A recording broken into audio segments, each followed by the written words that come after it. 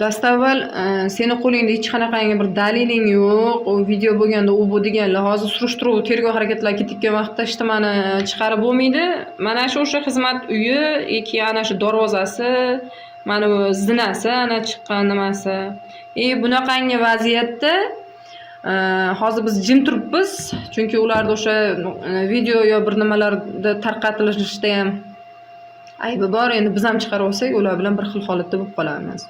Bundan tashqari, bugun ertalab soliqni boshlig'ini xotini telefon qilyapti, endi o'sha sobiq soliqni boshlig'i. O'zini xotini telefon qilib turib, aytayaptiki, "Opa, bitta narsaga tushunmayapman. Men internetga chiqmaganman, nima qila olmayman. Men klaviaturali telefon ishlataman. Biz haqimizda har xil gaplar chiqibdi, qo'ni-qo'shnilar aytayapti." Qanday shunaqa bo'lishi mumkin? Kecha marakaga ikkita ayol kelib, uyda syomka qilishga harakat qilyapti. Bizni nima qilishga harakat qilyapti, gapirtirishga. Bu qanaqangi? Aytayapman, oilam tinch, boshqa deyapman. Kechga borib boshqacha narsalar chiqarib yuborishyapti. Shunaqasi ham bo'ladimi deb. Orqasida turganlar, sizlar aqlinglar bormi? Sizlar o'zbekmisizlar, musulmonmisizlar? Marakaga borib videoga olish qachondan chiqqan? U otasi o'lgan ularda. Dadani o'lishi men bilaman, dadam o'tgan meni. Otani yo'qotish oson emas. Dadani o'lishi bu juda bir odam bir 5-10 yil o'ziga kelolmaydi. Sizlar qanday marakaga borib intervyu olishga harakat qilyapsizlar? Shunaqa qilib oila boqasizlarmi? Orqasida turganlar shu darajada ham bir mo'rtmisizlar? Bitta ayol kishi bilan shuncha olishasizlarmi? Ajcha sabr qilib turinglar, haq bo'lsalaring, qonun ishlab bunday ko'rib chiqsin. Qonun doirasida gaplashaylik. Mana videodan boshqa darvozani u yog'idan turib, bugun 17-aprel, bunaqa tezkor xabar, bunaqa holatga biz aniqlik kiritishimiz kerak degan. Aqalli bitta video beringlar menga, men xalqda oldida kechirim so'rab chiqaman sizlardan. Xalqda oldida kechirim so'rab chiqaman. Nima qilyapsizlar? Shu darajaga yetib bordilaring. Marakaga kirib bir nimani olib, shuni ommaga olib chiqish darajasiga yetib bordilaring. Sizlar nimanidir isbot qilamiz deb butun bitta nimani bir kamchiliklaringizni, mo'rtligingizni isbot qilib beryapsiz. Bittasi chiqibdi, bir 8 marta primoy qiladi, men fikrimni bildiryapman deydi, bir nima desang, men unaqa demadim deydi. Yana nima emish? Bu qiz meni singlim. Unaqa tuhmat qiladigan odam meni akam bo'lmaydi hech qachon. Bu ishda oxirat bo'ladimi, boshi bo'ladimi, qaytida bo'lsa ham, meni 7 pushtim kuyib ketadi agar. Bizda yo'q yolg'on gapirayotganlar, bizda yo'q tuhmat qilayotganlar, bizda yo'q g'iybat qiladiganlar. Qaysiningiz qanaqa fikr bildirayotgansiz? Ehtiyot bo'ling. Har bitta fikr, har bitta tuhmat hammasi uchun javobgarlik bor. Hurmatli, kiber xavfsizlik degan tizim sizlarning yo'nalishinglar qanaqa? Agar bir amaldor bir nimani yo qizi yo kimdir bo'ladigan bo'lsa, yo like bosib qo'ysa, yo rasmini jichib buzib qo'ysa, darrov topasizlar-ku. Nimaga kar ko'r yo ishtimani ko'rmaydigan holatdagi rejimda ishlayapsizlar? Nimaga bunga chek qo'ymayapsizlar? Qachondan beri Facebook deysizmi, Instagram deysizmi, xolis bo'lsalaring. Nimaga bunga qarshi kurashmayapsizlar? Kurashinglar, men ham O'zbekiston Respublikasining fuqarosiman, men ham haq-huquqlarimni talab qilyapman. Qanday bo'lishi mumkin shunaqa holat? Qachongacha bo'lishi mumkin? Tarixda ma'lum, qaysidir bir erkak kim bilandir tortishib qo'ysin, yo bir mashinasidan nimadir topiladi, yo nimadir bo'ladi, yo bu haligi alkash bir nimaga chiqadi, uni badnom qilishadi shunaqa qilib. Meni bo'lsa, ha, desa xulqi chatoq ekan, ha, desa xulqi chatoq ekan. Kechirib qo'yasizlar. Bu dunyoda nimanidir uyushtirishingiz mumkin, u dunyoda hisob-kitobimiz bor siz bilan. G'iybat qilganlarim.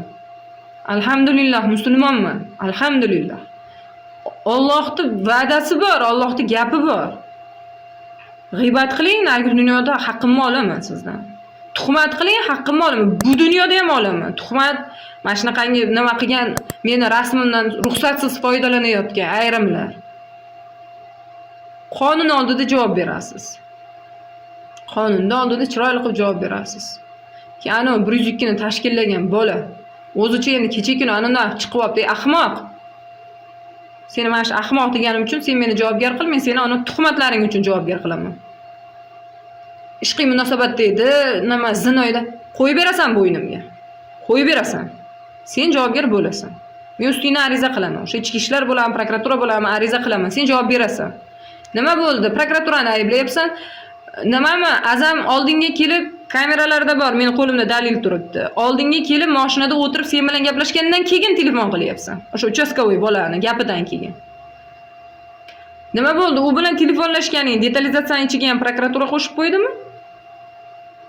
Yo, ichki ishlarda xavfsizligini boshlig'i kelib sen bilan ko'rishganda senga telefon qilgan, telefon raqamlari ham detalizatsiyada turibdi.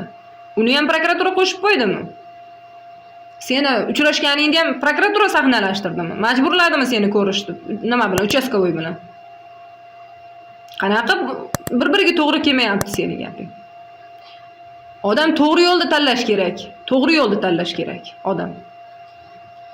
Kecha bitta nimasi uchun bugun chiqib olib, qanaqadir bir kimlardadir gapiga ishonib, o'zingiz hayotingizni barbod qilmang, sizga maslahatim. Aqlingiz yetmagan ishga aralashmang. Aqlingiz yetmasa aralashmang. Bir nima bo'lsa, keyin gapingiz oxirida men aka kechim so'ramang, undan ko'ra tuhmat qilmang. Dinimizda ham bor. Zina to'g'risida yolg'on ko'rsatma berdingizmi, yolg'on guvohlik berdingizmi, bir umr guvohligingiz o'tmaydi keyin sizda. Shu uchun qo'ying, meni ishimga dinda aralashtirmang. Meni ishimga dinda aralashtirmang. Din tomonlama Alloh taolida hisob kitobimni o'zim qilaman. Siz qilmaysiz meni o'rnimga kirib. Men qilaman. Xudo mendan so'raydi. Sizdan so'ramaydi. Dinda aralashtirmang. Qonunan kurashalmagan joyizga yugurib borib birovni olib kelib keling, bizga yordam bering deyishdi o'rniga. Jicha sabr qilib turing. Uzr, jicha asabiylashdim, chunki men hazm qila olmadim. O'zbek musulmon sifatida hazm qila olmadim. Bitta marakaga kirib intervyu olishini men hazm qila olmadim. Sizlarni bilmadim. O'ta ketgan pastkashlik bu. Endi ana kimdir otasi chiqdi, menga to'nkashyapti. Nimadirlar deb chiqibdi uni ham. O'zi kuniga nimadir o'ylab topishib, paloncha yordam bering, palonqa qilib bering, pistoncha yordam bering, pistonqa qilib bering. Ochilib qolyapti, orqasida turganlar o'xshamayapti. O'xshamayapti. Nimaga sud quvvada bo'ldi? Nimaga quvvada bo'ldi? Meni ayblayapsizlar, kimgadir o'ynash qilyapsizlar, kechirib qo'yasizlar. Sal tilni tiyinglar. Men aytmayapman, ana nachalnikning dadasi Mirodi boshliq bo'lgan ekan, polkovnik ekan, yaqin qarindoshlarini kursdosh ekan sudya. Yo bir nima demayapman. Hamma qonuniy hal bo'ldi, xo'p, men roziman deb o'tiribman. Shu vaziyatda ham bola chaqasini o'ylab o'tiribman. Insof kerak bunday. Badnom qilishni ham sal boshqacha yo'llarini qidirib ko'ringlar. Qo'lingizdan nima bir jirkanch ish kelsa, hammasini ishga solavermang. U kelajakda pensiyaga chiqasiz, siz ham xotin bola chaqangiz bor. Xudo shunaqangi hisob kitob qiladiki, dodingizni kimga aytaringizni bilmay qolasiz. Jim turib turing, agar qonunga qo'yib turing. Buni orqasida turganlar zaif tomoningizni ko'rsatmang buni qilib. Bitta ayol bilan bu darajada olishmang. Yana nima emish, videoga bir nima o'lib ketasan, bir balolar deb yozib qo'yibdi. O'limdan qo'rqadi deb o'ylaysizmi? O'limdan qo'rqsam shunaqa chiqamanmi internetga? Kim biladi, kimlar shunaqangi narsalardan qo'rqib tilini tiyib yashayapti. Qonuniy haqqimni so'rab chiqyapman. Yana oxirgi gapim, qo'yib bering menga o'sha darvozani ag'idan sizlar tezkor tadbiringlar bo'ladi-ku, qonuniy, mana chislo, palonchi, bunaqa xabar, mana shunga oydinlik kiritilishi uchun deb kiriladi, qaytib chiqincha kesilmaydi, ulanmaydi, unaqangi tadbirlar. Qo'yib bering. Qo'limni ko'tarib hafta oldida kechirim so'rab chiqim. Tuhmat qilayotgan bo'lsam, uni qo'yib bering o'yinimga. Tuhmat qilayotgan bo'lsam. Dilarning ichidagi soxta ekspertiza xulosalari bir nimalarni tarqattirmasdan. Qani ichib ketyapti? Qani ichib ketyapti? Sizlarning qo'linglar bo'lmasa. Insof kerak hammaga. Mard bo'lib kurashing. Biror marta, aqalli bir marta shunaqa kurashing. Har doim yolg'on ma'lumotni berib qo'yib keyin, biz adashib ketibmiz deb chiqmasdan. Kimdir endi ayb yopish uchun kim boshqa yo'nalishda ayblashga o'tish, endi juda ham bir kulgili holat. O'zingizni mo'rt tomoningizni bir ko'rsatadigan holat bu. Kechirib qo'yasiz. Oxirgi gapim. Ular bir nimani boshlamasa men internetga chiqmayman. Hozir surishtiruv, tergov harakatlarida men umuman internetga chiqmoqchi emasman. Oxirgi intervyum o'sha Jahongir To'laganov bilan Sirojiddin medialarida YouTube kanalida chiqqandan keyin men ular trollari yo o'zlari bir nimani o'ylab topmasa, mana videoda qarab aytayapman, to'xtatdim chiqishdi. To menga nisbatan tosh otilmaguncha men to'xtadim. Chunki hammani zeriktirish niyatim yo'q meni.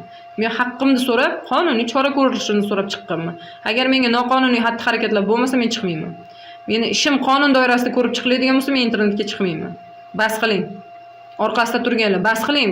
Qo'limdagi narsalarni internetga chiqarib tarqatishga majbur qilmang. Aqlimni ishlatib, qonun doirasida ish ko'rilishi uchun jim turibman. ana unaqa ikkita ana bir bitamiz chiqib olib, unaqa degizdirib, bittasini betini ko'rsatmasdan bunaqa degizdirib, indiniga keyin bitta bolani chiqarib, bitta odamni gapirtirib, yo'q narsalarni chiqarib, unaqangi narsalarni yo bir o'xshaydigan ish qilinglar. Topalmaylik, shuni oxirini topalmaylik, bu yaxshi odamni olib chiqibdi, mana gapiribdi deylik. Bo'ldi-da endi. Jicha agar asabiylashib gapirgan bo'lsam, xalqim, faqat sizlardan uzr so'rayman. Mana hozir YouTube'da ko'p ko'ryapman kommentariyalaringlarda, duolaringlarda. Sizlarning duoinglar sababli shu joygacha keldim. U meni bir nimam yo boshqa emas. Xudoni ishi bilan shu yergacha kelyapmiz. Bandasini qo'lidan kelmaydi. Sizlarning duoinglar sabab sekin asta hamma haqiqat ochilib boryapti. Mana kimlar kimni farzandiligini, nimaligini, o'zini tarixi qanaqaligini Alloh ochmasa bandasiga emas. Butun xalqim, duo qilib turgan xalqim, sizga mingdan ming rahmat. Sizni duolaringiz sababli tirikman. Yaqinlarimni qo'llab turganligi sababli tirikman. Alhamdulillah oxirigacha boramiz. Lekin meni jarayonimga diniy tus berishga harakat qilmanglar.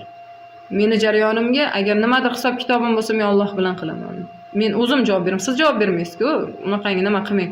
Fikrni bir marta bildiring.